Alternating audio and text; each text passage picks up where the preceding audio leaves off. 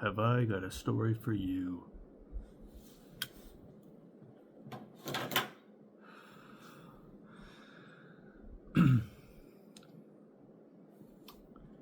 So, I'm going to try to keep this story brief because every time I analyze it in my head, I realize that I've been, if I try to play it, in my head chronologically, I end up daydreaming for like an hour about the situation, trying to piece it together, piece by piece in order. It's a long story, so don't light up a cigarette because you will die, and don't drink alcohol because you will die. But in my opinion, death is the reward. So let's just get on into it. So I should give a little context. So this was 2019 Acid Day, Bicycle Day, the day before 420, April, 6 p.m. I had just gotten off work. I worked at Subway at the time. Me and my roommate at the time both worked at Subway. Super fucking easy job. Super fucking cake. Like, damn. And I was 21 at the time. Yeah, I was 21. And this was right before the pandemic hit. Right before. And I remember this specifically because it was like, this whole, part of the year, kind of just like, I don't know, it marks kind of like the snowball effect of not only my personal life, but like the world, right? Everything just kind of just, right?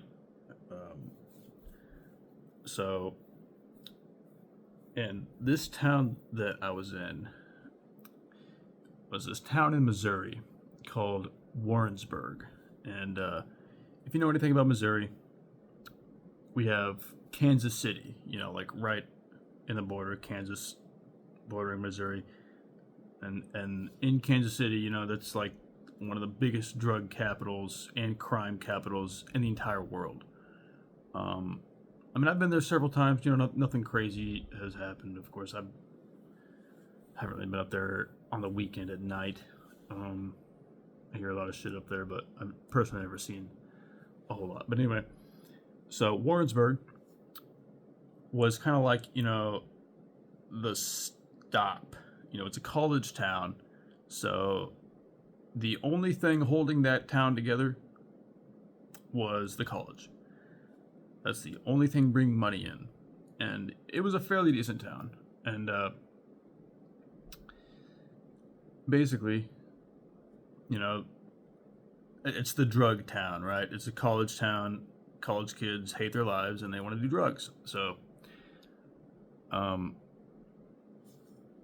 that's where the Kansas City people would either send people to drop their drugs off or do it themselves. And there were, some cartel people in there as well. I was affiliated with some, not like in the cartel or a cartel, obviously, but like, I would essentially buy drugs from them. So in this time, I was, dabbling in various substances. I think it would be a shorter list, the drugs that I haven't done versus drugs that I have done. But anyway, that kind of paints the picture of the environment. So basically,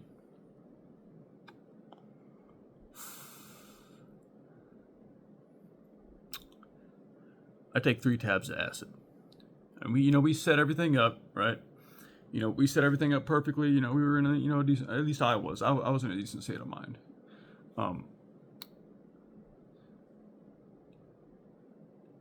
This acid was good. It was very strong. Some of the strongest acid I've ever taken, and I took 3 tabs. That's the most I have ever taken. Because I'm just like, fuck it, it's acid day. I'm gonna fucking lose my mind. And, so I take 3 tabs, okay? I'm gonna code name these people in the story. My roommate at the time, you'll call him E-Dog. He takes 5 tabs of acid. Now he's he got in a little over his head, and I will explain that very soon. And before this trip, like, if you ever met this dude, like, you would never expect him to act the way he did. The image that he portrayed, or at least the one that I perceived, was somebody who's like the chillest person you've ever met, totally innocuous, could never do any harm or, be violent or angry.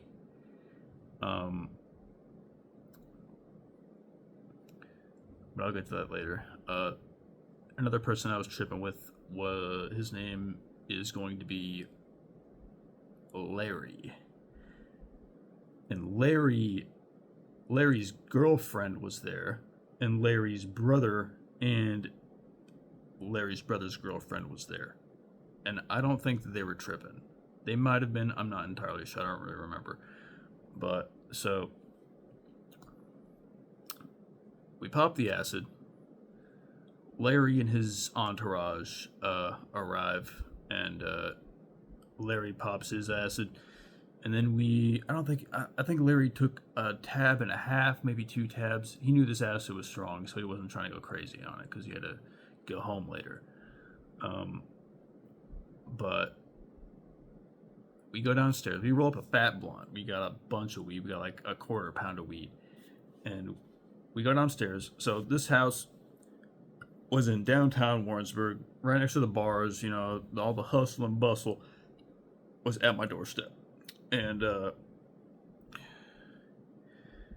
I lived on this one-way street right next to the main road that runs through Warrensburg. And this part of the town was a fairly, busy area. And I lived in a duplex. We lived in a duplex at the time, and it was like I believe it used to be a 2-story house, and then they kind of like turned it into a duplex. Like, whenever you walk in the front door, there's like this little like lobby area kinda, and it's like, I believe it used to be a living room, and they just put walls in and put doors with locks on them, separating the front and top area from the bottom section. So we had downstairs neighbors, and we were upstairs neighbors, literally, like, to the fullest extent. I feel kind of bad for the downstairs neighbors, but not really. But so downstairs neighbors, they were douchebags. They would call the cops on us for things such as, but not limited to, standing on the roof,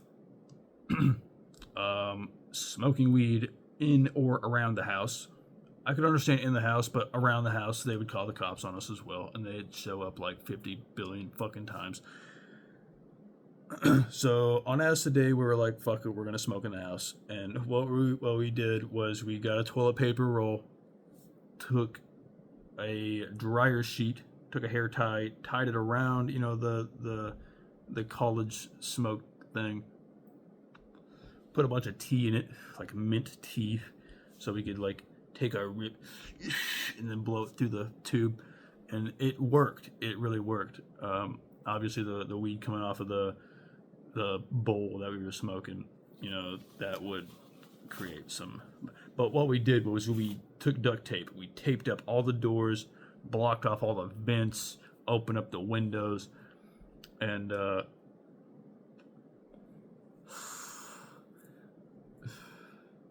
yeah, we had it figured out. The cops were not called by the neighbors, and so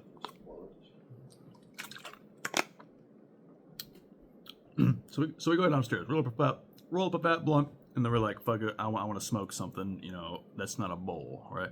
So we go downstairs. It's starting to kick in, we're starting to feel a little silly, all right? We're starting to feel a little loopy, a little kooky, and we're on the front porch, right? And we light up this blunt, not a care in the world. And I'm looking at this stop sign, and it looks like a fucking balloon, like a fucking little kid birthday party balloon. And I'm like off in my own little world. And we walk back upstairs after we finish smoking the blunt, and that's when I realized that we are fucked. We're fucked up. Crawling up those stairs was the most arduous trek in the entire world. It's like fucking the hobbits climbing the fucking evil volcano or whatever. And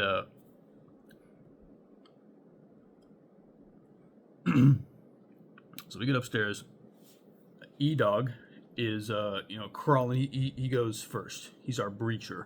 He crawls up the stairs, and he's like fucking knocking paintings off the walls and shit.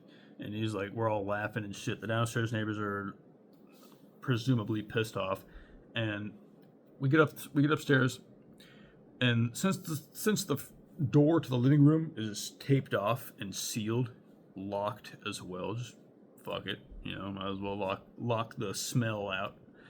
And so this house was very peculiar. The layout of it and the functionality of it was different. Very eccentric. So it was obviously built by crackheads and tweakers. They were probably tripping on acid too. But so the other way into the living room, since the front door is blocked off, you go into E-Dog's room, and in that room is the door to the bathroom, one of the doors to the bathroom, and then you go through the bathroom, and then you exit the bathroom through the kitchen. You enter the kitchen, and then the living room's right there. Big ass living room. And we got 2 TVs set up. We got the whole shebang, a little hippie, trippy extravaganza going on. And he is playing Skate 3 on his Xbox. I don't remember what game that I'm playing, but because that's kind of just like irrelevant. I don't remember that. But so I go to the bathroom, and every time you go to the bathroom, that's when the trip really hits, or at least that's when you really notice it. When you're alone and you got to take a shit, and you're taking a shit, you're like, I'm tripping booty hole right now. So I don't know how long I spent in there, probably a while. And then I get out and I sit down, and I'm tripping harder than I've ever tripped on acid, I've come to realize. And I'm like questioning my own sanity. And I'm just like sitting there. I get my controller in my hand, and I keep playing video games. And I'm not really noticing anything that's going on at the moment because I'm kind of like off in my own little world. But E-Dog starts to get a little sporadic. He all of a sudden, like I look over, and he's standing up. He's standing up. He's got his controller in his hand, and he's like hyped. He's kind of bobbing.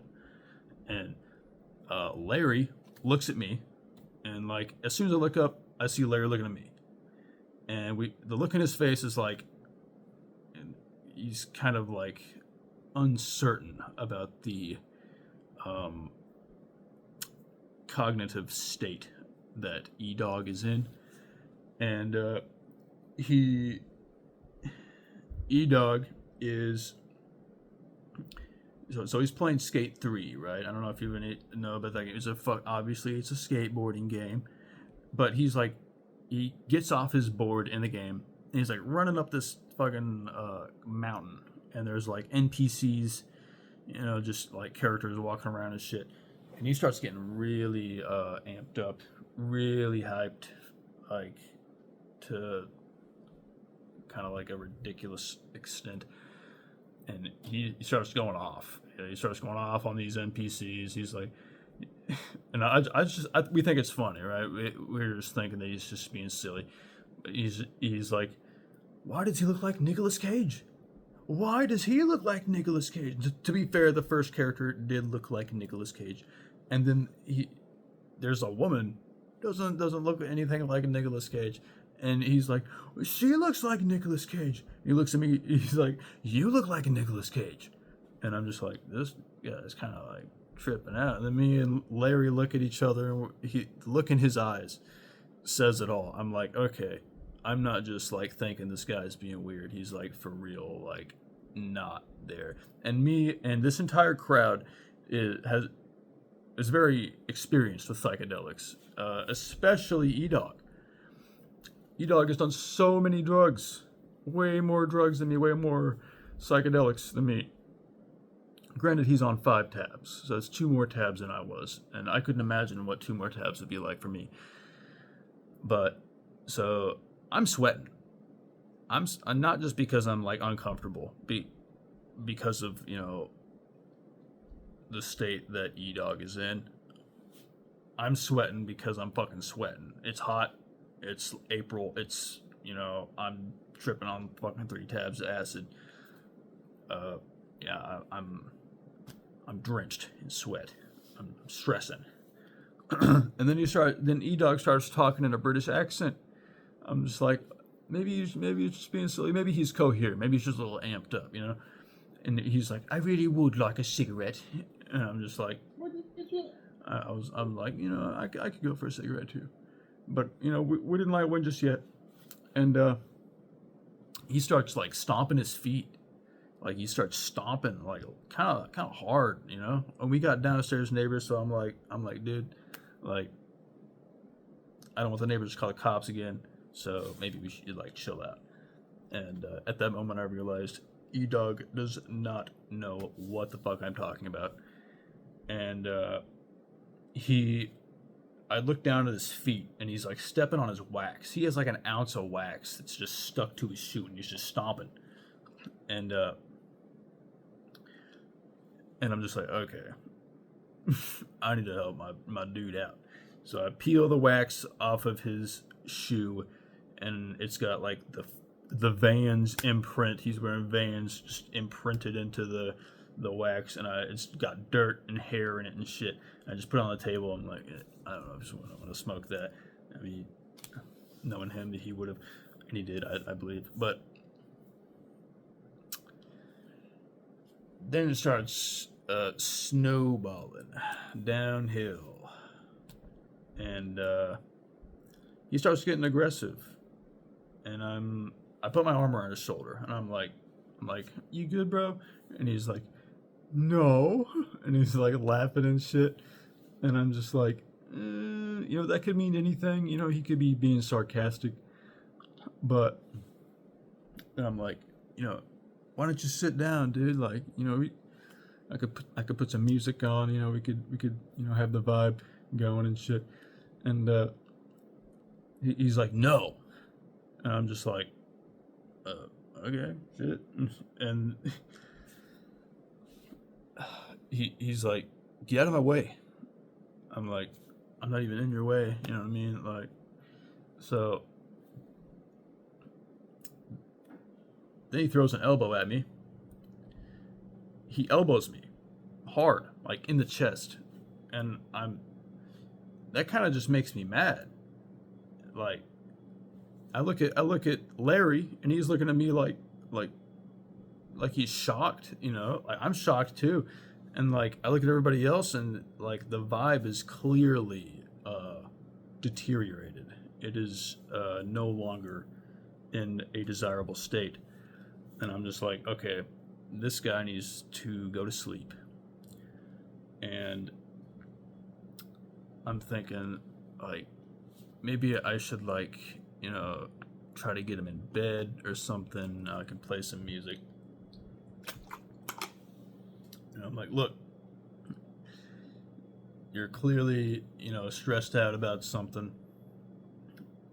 How about you just go lay down? I could take your shoes off for you, and I can play some music. We can just chill. We could all chill in your room with you or something.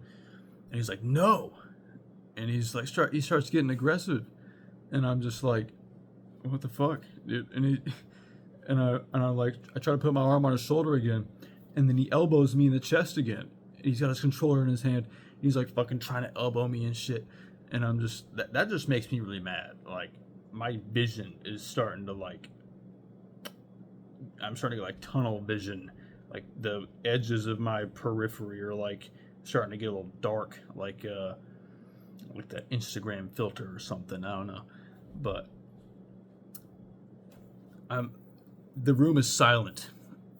Other than E-Dog's random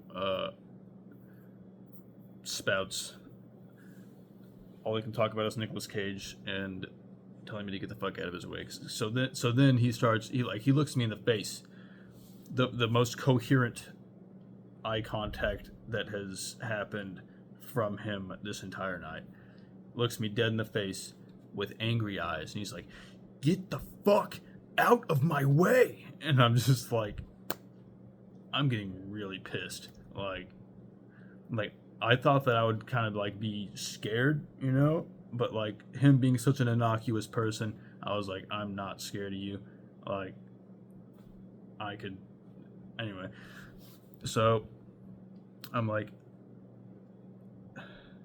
he's clearly getting aggressive, and there's no calming down. I light that cigarette up for him.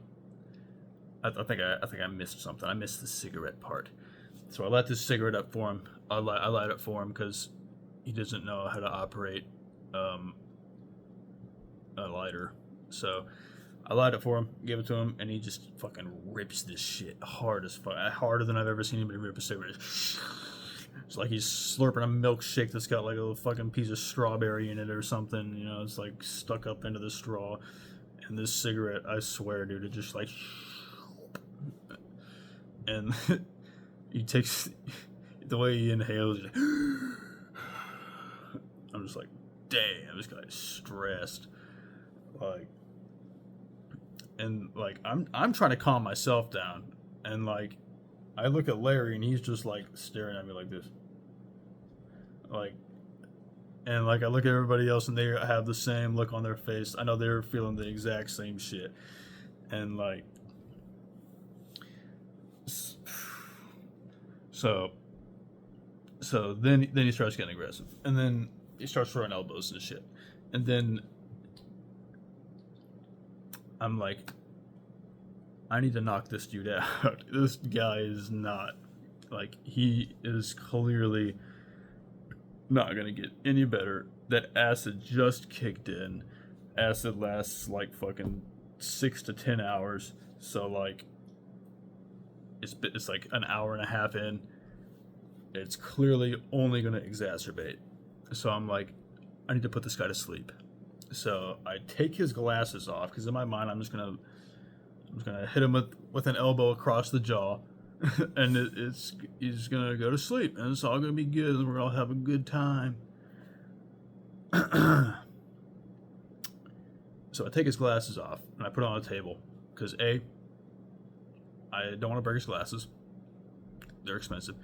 B, I don't want his glasses being smashed into his face. And C, I don't want his glasses being smashed into me, because I don't know if you've ever punched somebody with glasses on.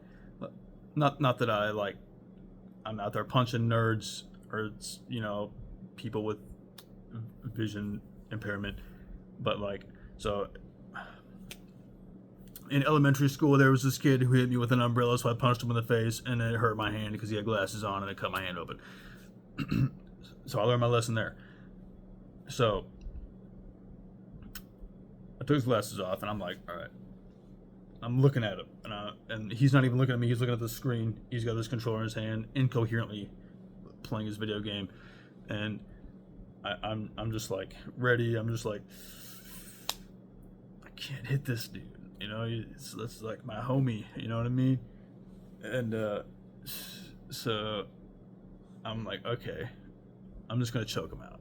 And so I very gently put my arm around his throat, and I put him in a triangle choke, and he doesn't even know what's going on. He's got his hand in his controller. He's got his hands on his controller the entire time. My arm just goes around his throat, and he's like this, and then he drops his controller, and I can feel him falling. So I fall with him. You know, I try to gently put him down, and then he passes out. I feel his entire body just go limp. And so I ease off of him, and I put my hands on his shoulders so I can like get up. And this happened in the blink of an eye. He's like on the ground like this, like penciled, like straight, just on his stomach, and I'm on his back. And then he springs up on his wrists and on his fucking ankles and gets into a squatting position, and I'm on his back, on his shoulders, hanging onto his shoulders. And he starts jumping up in the air, and it's like jumping just up and down like a fucking mechanical bull. And I'm looking around, and nobody wants to help me. Like, kind of understandably, you know, but like, dog, come on. Like, nobody fucking helped me. And nobody helped me through this entire night. So basically, I get off his back, and a long time before this, we got this fencing sword. I don't know if you know what a fencing sword is. It's called a rapier. It shouldn't be called that. I don't know if, correct me if I'm wrong, but it should be called a fucking fencing sword. You know, the Fenson Bensons from iCarly. Absolute legends, by the way. So what a fencing sword is, if you have not been cultured with iCarly, it's a practice sword. You know, it's flimsy, but this one is like an older one. So it's like a welded ball at the end of the sword, and there's like a little thin part that's like it's kind of floppy. You know what I mean? And then it gets a little thicker until it goes to the sword. It's like kind of thicker, about as thick as a mechanical pencil, for about like 2.5, maybe 3 feet. About 2.5 feet. And so he grabs it while I'm on his back. And then I like let off of him because I'm like, I don't know what the fuck this dude's gonna do. I don't know what he thinks he's gonna do with a fencing sword. And I'm like, shit, what happened next?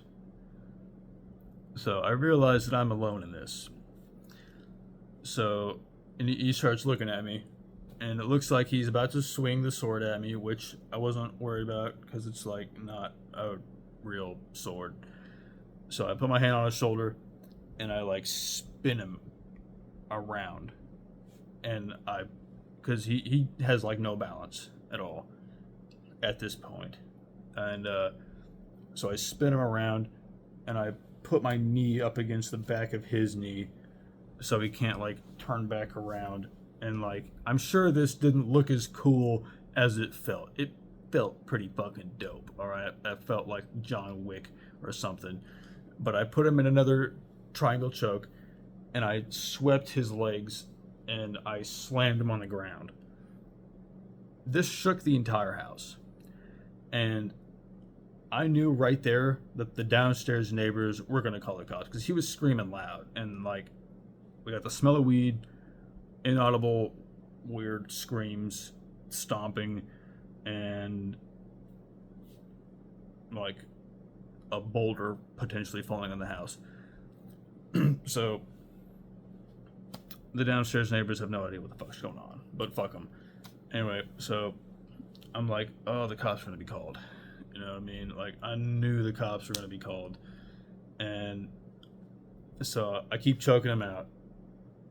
But the thing is, like, if you're on LSD, and this dawned on me the second time I choked him out, is that if you're on LSD or amphetamines or any stimulant, it pumps your brain and your body full of adrenaline, so you cannot pass out. Your brain will not put you in a state of sleep. That's why you see tweakers and people on bath salts can get tased and beat the shit out of, and they don't even blink. It doesn't phase them. Like, and they can get shot in the fucking face and continue doing what they do. You know, it's like they're fucking monsters, and they have like insane strength. so, so basically, I realized this. I'm like, if I keep choking him out, I'm going to kill him. Like, he's going to die from asphyxiation, and his brain's not going to have any blood, and you know, I might break his trachea, because I was choking him really fucking hard, because I was like adrenaline fueled. And I'm on his back again, and the same fucking thing happens.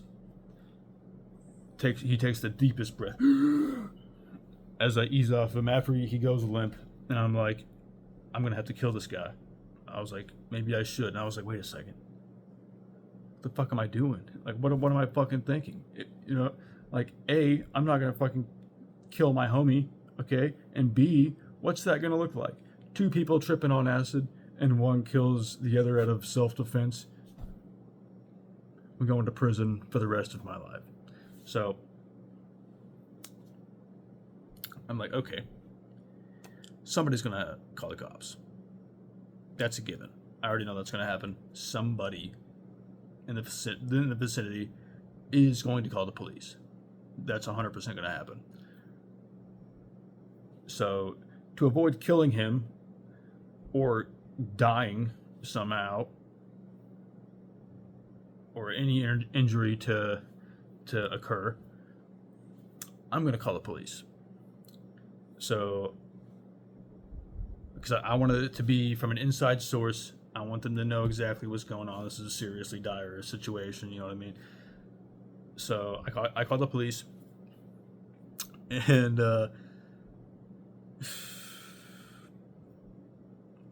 I'm kind of in panic mode. So they're asking me all these questions, and I'm just spewing information. They're like, I'm just like, oh yeah, we're on acid, and we're all on acid, and they're like, are there any weapons in the house? And I'm like, yes, I have an AK-47, and he has a pistol, and I did have an AK at the time, and he did have a pistol at the time. But mine was locked up in this tub. A fucking tub that you can fit an AK-47 in if you took the stock off of it. So mine was locked in a thing. His was kind of just out in the open in his room. He couldn't get to it, nor is he coherent enough to operate a firearm. So I knew I was safe from that. But what the police hear is that two motherfuckers or more are on lots of drugs, and they are being violent, and they have guns in the house. They are armed. So guess who shows up? Pretty much the SWAT team. Not the SWAT team themselves, but like essentially most, like, the closest thing you can get to the SWAT team. I don't remember exactly like what they were. There were sheriffs from out of county, a fucking helicopter, and so I'm on the phone with the cops. All right, and they don't show up yet. But E-Dog has me cornered in the living room, in a corner. Like, I could escape, but I'm in this delusional state of mind. Like, I want to have fun with this. I was like, yeah, this is like, somebody could die, but I want to have fun with it. And I decided to spar my tweaking roommate. I wanted to try some MMA shit, and he's like slashing it. So I missed a part. He has modified this fencing sword by slashing it into the wall, ripping the fucking wallpaper, smashing paintings, shattering the glass of the frame that the paintings are in, stabbing it at the floor, ripping up the carpet, and the sword just keeps bending and bending and bending, and then it just fucking snaps, and now it's pointy. So he's like slashing at me with it, and he's not looking at me. He's well, kind of like he and the way that I saw it was like he's kind of like very loosely perceiving me as separate from the conglomerate of the environment. Like he sees like I am the person who is like attacking him, even though he attacked me first.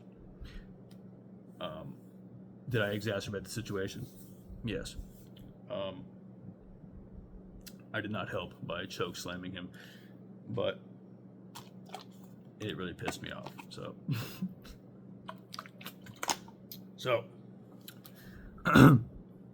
anyway,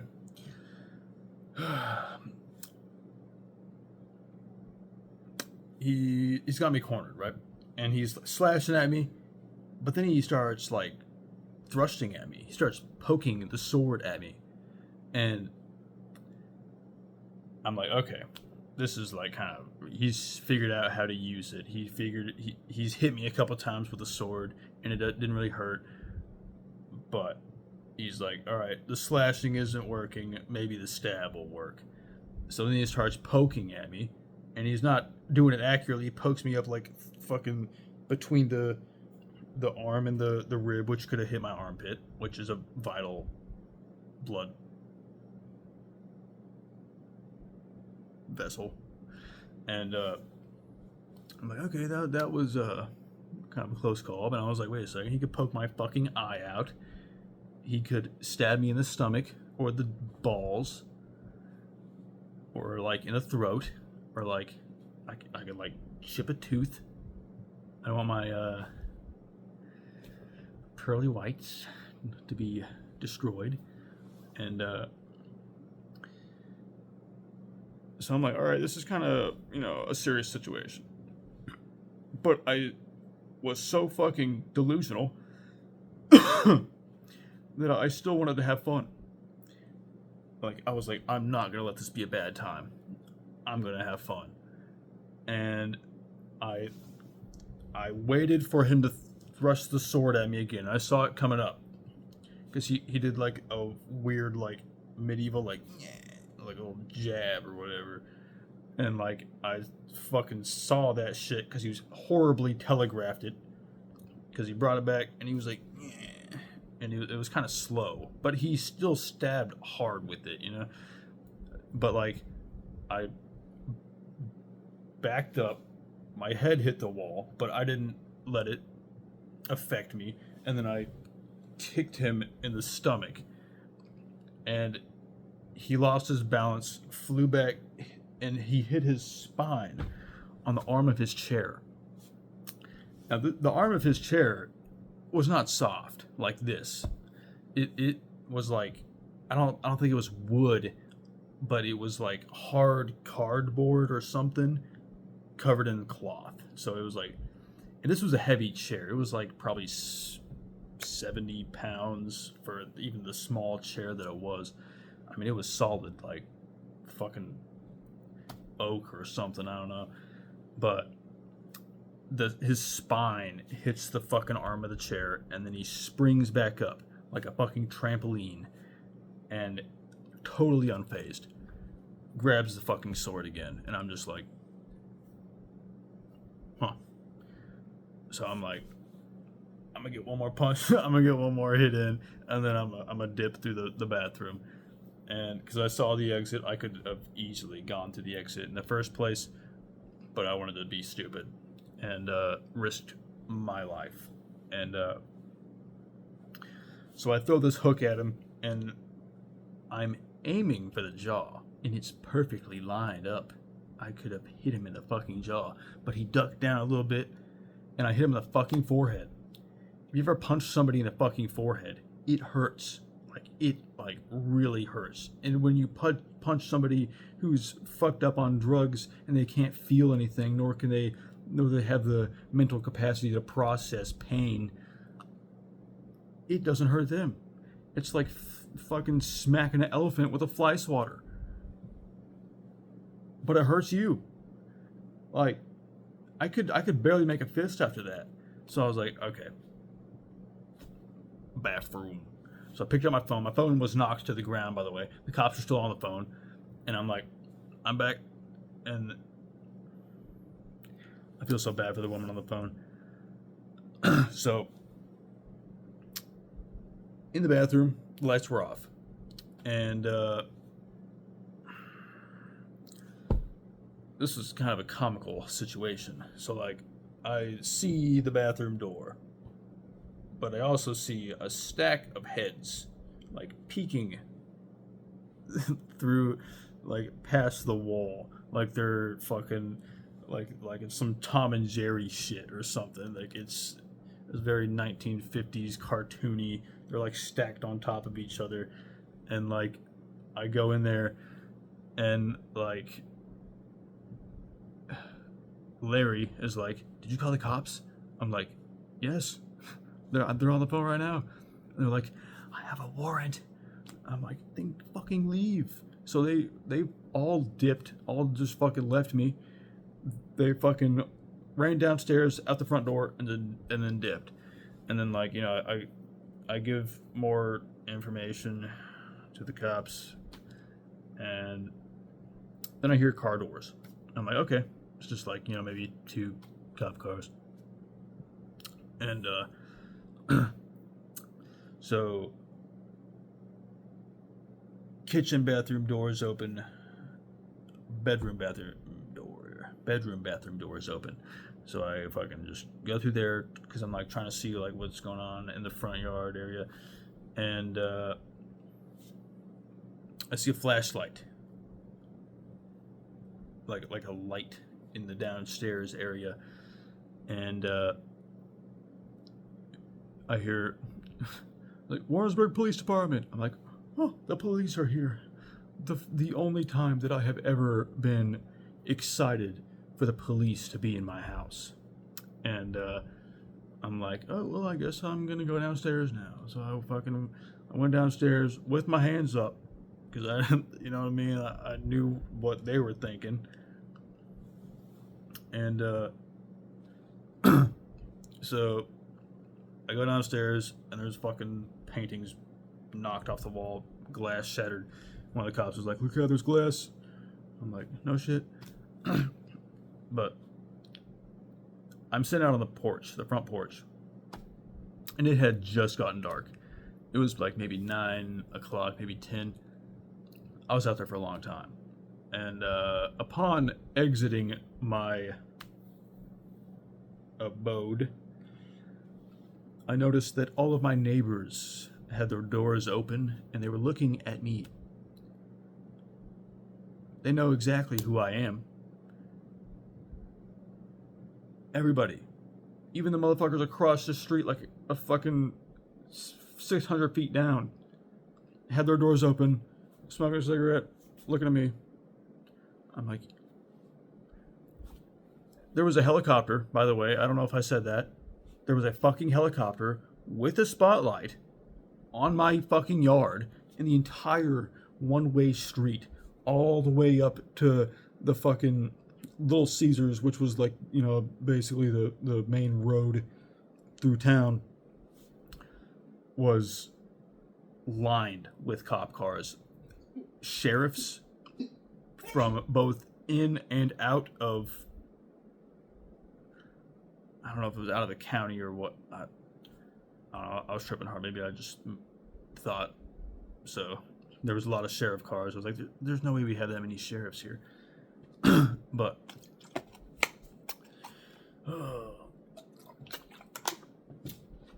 I walked outside. A fucking firing squad. Cops, like pretty much everything, under the SWAT team. It was like, here's the SWAT team, and these cops were like, dink. And it was ARs, shotguns, all just a wall of rifles. And I was like, holy shit. I was like, and I was thinking, like, this is probably the craziest moment of my life so far. And so I'm sitting on the porch, and the cops are talking to me, and they're, asking me questions and shit. And, like, I feel like they're just asking me, like, questions that don't matter, But, like, I know why they were asking me these questions. They were trying to have a coherent conversation with me to analyze my, response and, how well I could hold a conversation, because that would, entail what kind of psychological state I'm in, therefore how, together in my head I am, because I'm obviously under the influence of heavy drugs. So they were just trying to, like, get an accurate reading on, like, how I wasn't in the head, so I don't start acting like that. And that's what they said. They were like, well, we need you to, like, stay here for a little bit, so you don't start acting like that. And I'm like, fuck. Like, when am I going to start acting like that? And by the way, I don't know if I said this or not. In the meantime, ever since the cops get there and I walk outside, E-Dog is destroying the fucking living room. Like, it sounds like a bulldozer is fucking driving through this living room. I hear glass shattering, shit just getting smashed. The whole house is shaking. I'm thinking about my downstairs neighbors the entire time. Fuck. And, damn. So I get outside and I'm like on the porch. I'm like, somebody's gonna die today.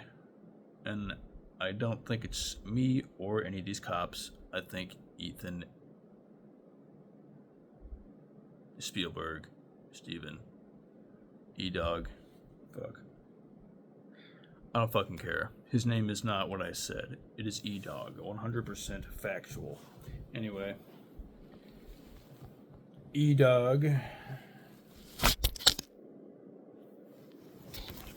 E-Dog.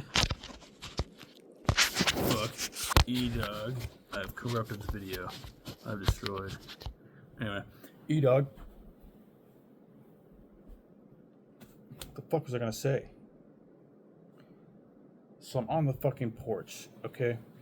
E-Dog's up there screaming random shit about Nicolas Cage. And it's kind of funny, and I'm trying not to laugh, because I'm trying to, like, decide whether or not this situation is, like, serious and dire, or if it's comedic. So I'm just trying to extrapolate the most positivity I can. And I'm just like, it's kind of funny, you know what I mean? But he's up there screaming like, I need a sandwich! And I just hear fucking bang, bang! Like, it sounds like gunshots are going off. And I'm like, torn between, did he find my gun and he's like shooting bullets, or is he like smashing shit really loud? It was loud as fuck, dude. It literally sounded like there were gunshots. But I was looking at the cops and I was like, well, they're not shooting, so it's probably not gunshots, let alone the fact that he isn't coherent enough to operate a gun. Anyway, it's but in my mind, he's like upstairs, just like just like fucking spraying bullets through the ceiling or something. And I'm just like, you know what? I'm just gonna meditate. So this was the most autistic thing I've ever done in my life. I put my hands up. I was like, I'm not doing anything. I just fucking like laid back on my back, and one of the cops was like, "What's he doing?" And the other one was just like, "I think he's chilling." And I was just like, just laying there, just like staring at the little awning above the porch. And one of the cops was like, "You all right?" And I was like, "Yeah." And one of the cops pointed out how it was like night and day versus how I was acting versus how he was acting. And so one of the cops was like, the lead operator was like, we're gonna wait a little bit for him to calm down so we can go up there and deal with him. And he was like, I really hope you don't have to shoot him. And I'm like, man, why the fuck you say that? Like, that's all I'm thinking. Like, you're gonna fucking kill this dude. And like, they go up there, and I don't even realize that they go up there. They are sneaky as fuck. And I just hear the door fling open. The screen door flings open.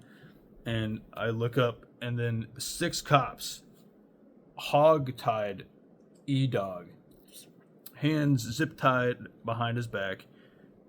I don't know, it might have been cuffs. Legs tied together, spit mask over his head like a fucking cloth execution mask. And they just toss him out into the yard. And I'm just like,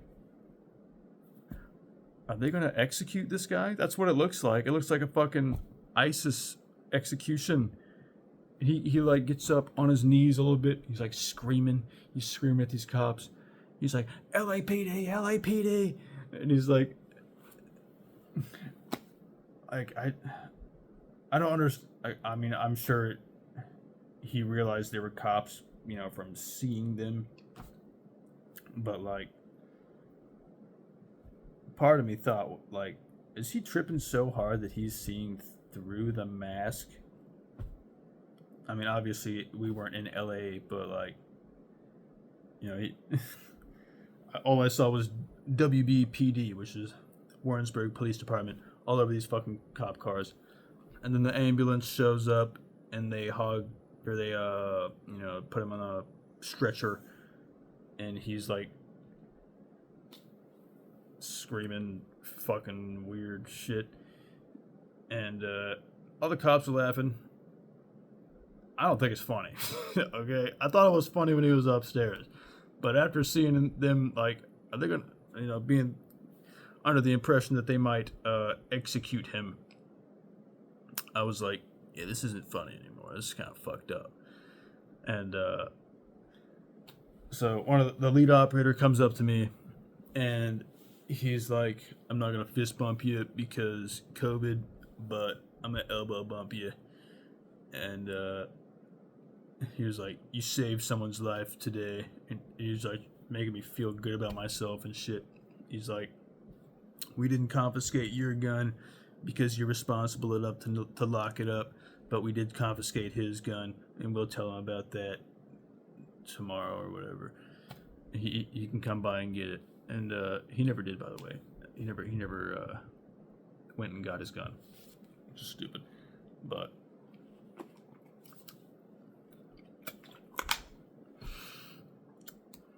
so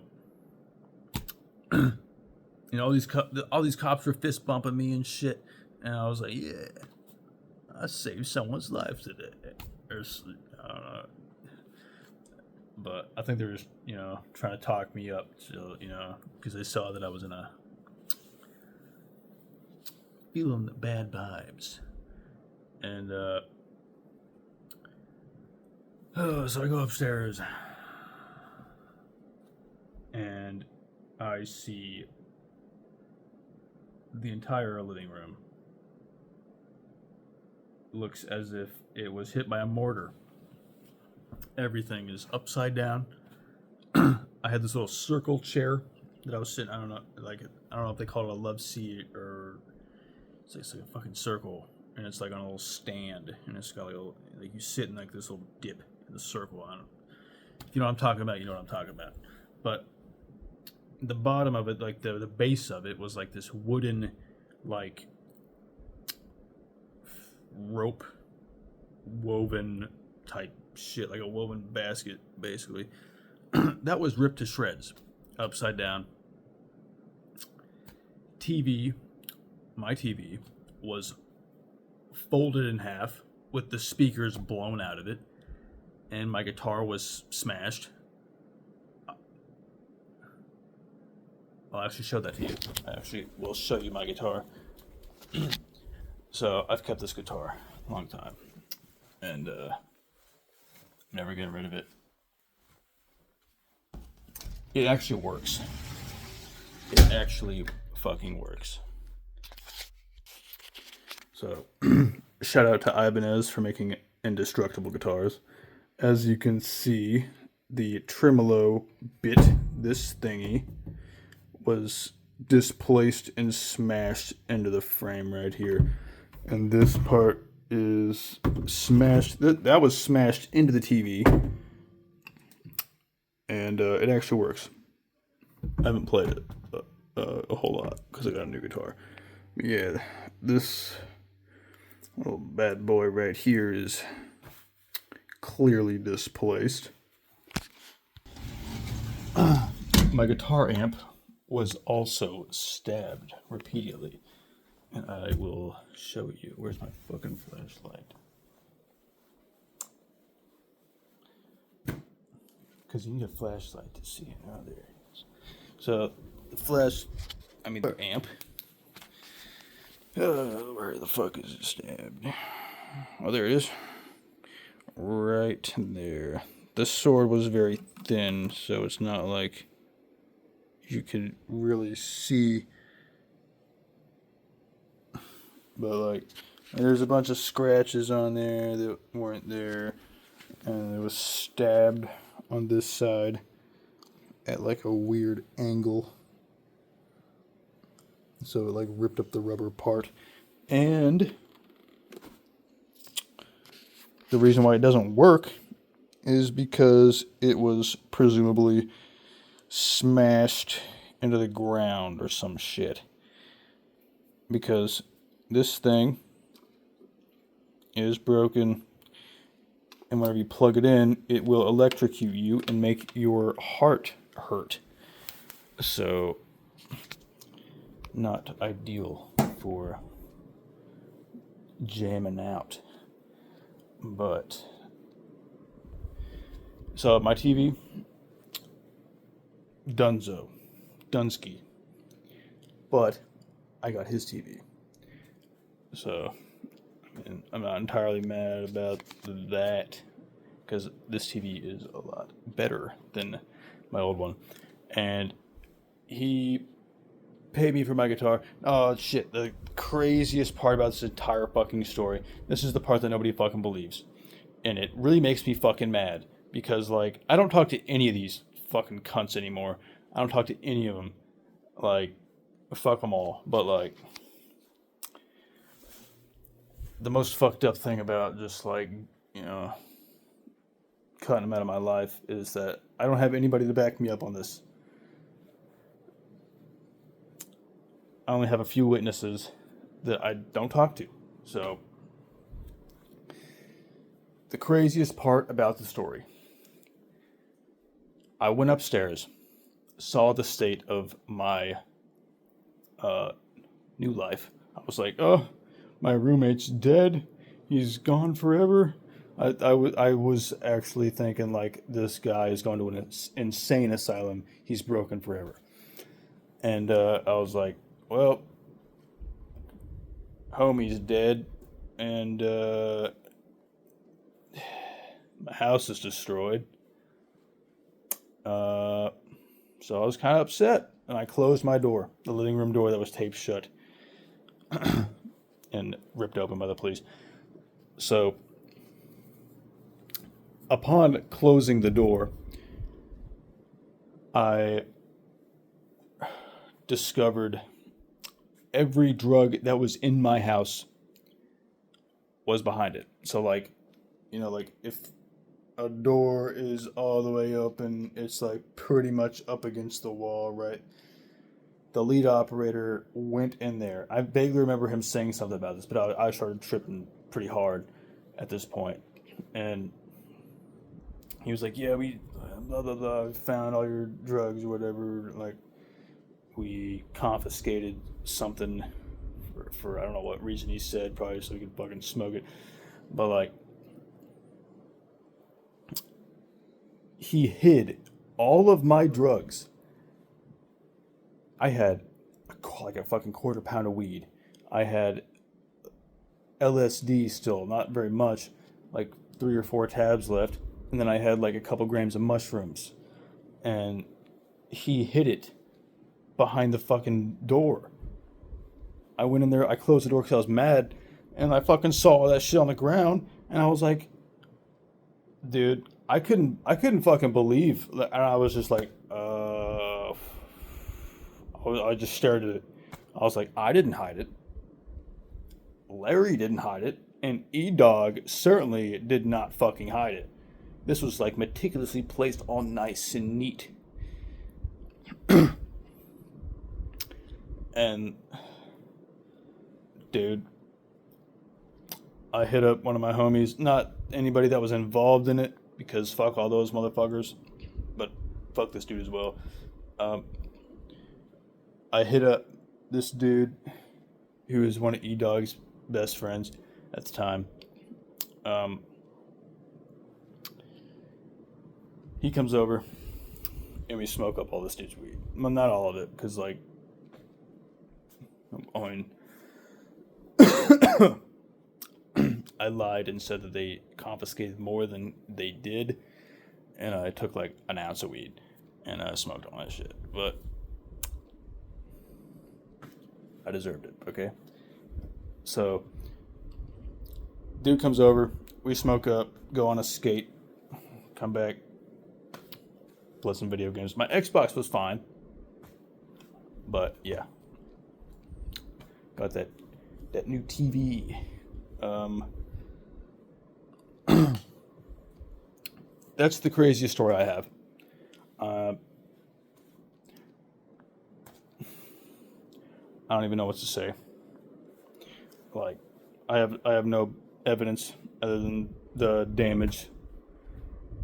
I don't know. I've been holding on to this story for years, and like, I can sit there and fucking think about it all fucking day.